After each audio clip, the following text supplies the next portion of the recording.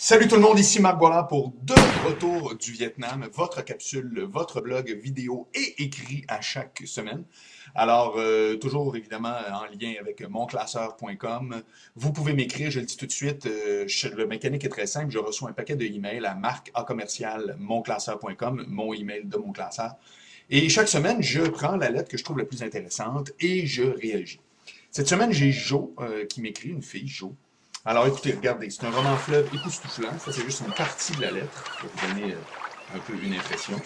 Je tombe tout de suite dans le crunchy, si on veut. Alors finalement, bon, je vous résume. Elle a rencontré un gars. Le gars reste loin. Il se voit une fois ou 2 semaines. À un moment donné, ça marche plus. Elle dit, ben là, j'aimerais ça récupérer mes affaires. Il dit, OK, je vais être à l'hôtel parce que je suis dans ta ville. Finalement, non, non, non, mais je vais aller te les porter. Bref, ça brette. De toute évidence, le gars, il est pas là.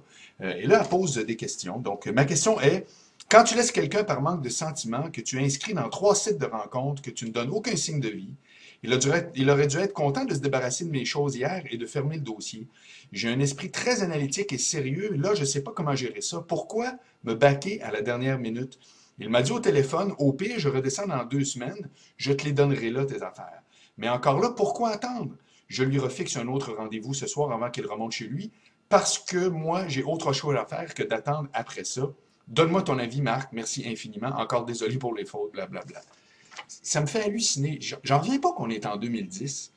Puis que les filles, vous voulez encore tellement comprendre pourquoi un gars agit de telle ou telle façon. Tu me le dis là, au départ, là, tu le dis là.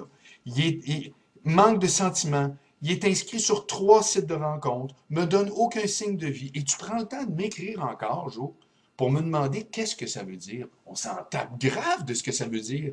Le gars, il s'en fout. Il n'y a aucun intérêt.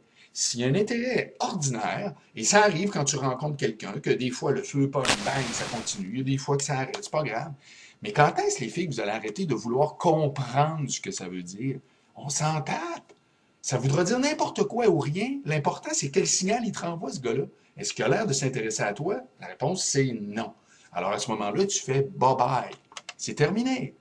De retour du Vietnam, je le sais que c'est difficile des fois. Jo me le dit dans sa lettre. Elle est célibataire depuis un bout de temps, là, elle commence à être intéressée à rencontrer. C'est pour ça qu'on a nos capsules et le blog. C'est pour vous donner des fois un petit wake-up call, parce que je le sais, c'est pas toujours évident. Alors, c'était Marc Boilard pour cette capsule. J'espère que ça vous a plu.